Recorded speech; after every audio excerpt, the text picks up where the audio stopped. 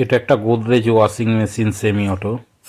এর প্রবলেমটা ছিল বাফারটা পুরো ছিঁড়ে গেছে আর ক্যাপাসিটার উইক ছিল। দেখো আমরা বাফারটা অলরেডি খোলা হয়ে গেছে, খোলা বলতে একদম পুরো ফেটে গেছিলো। আমি নতুন গোদরেজের একটা বাফার নিয়ে এসে লাগিয়ে দিচ্ছি।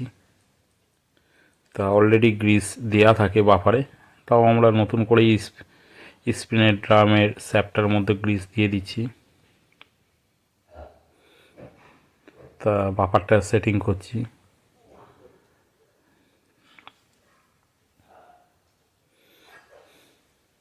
আঠা দিয়ে দিলাম ভালো করে চারদিকে।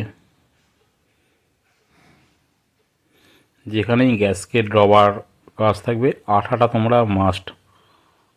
আগেও বলেছি, গিজারের কাজে বলো ওয়াশিং মেশিনের, আঠাটা দিয়ে দিলে লং লাস্টিং হওয়ার চান্স থাকে বেশি, লিকেজ হওয়ার চান্স নাই, একদমই থাকবে না।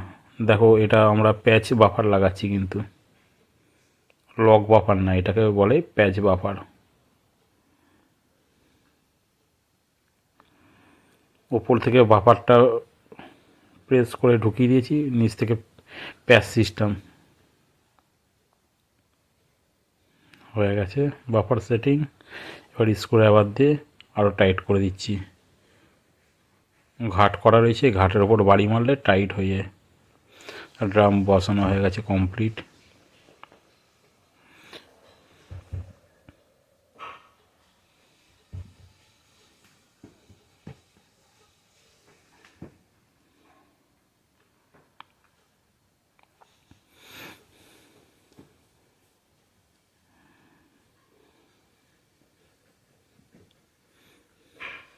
একদম সেন্টারিংয়ে যাতে স্যাপটা পড়ে, আর স্যাপের নাট যখন টাইট করবে তোমরা দেখে নেবে।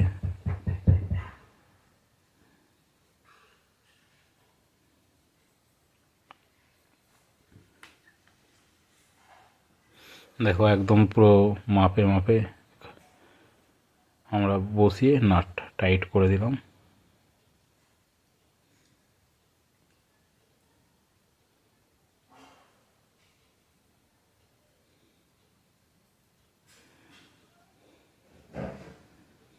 আমরা ক্যাপাসিটার কানেকশানও হয়ে গেছে, ক্যাপাসিটারটা উইক ছিল, আমি এখানে স্পিনের জন্য আলাদা করে একটা ক্যাপাসিটার লাগিয়ে দিলাম।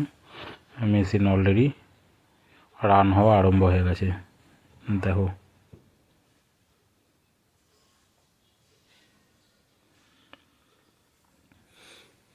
রেডি।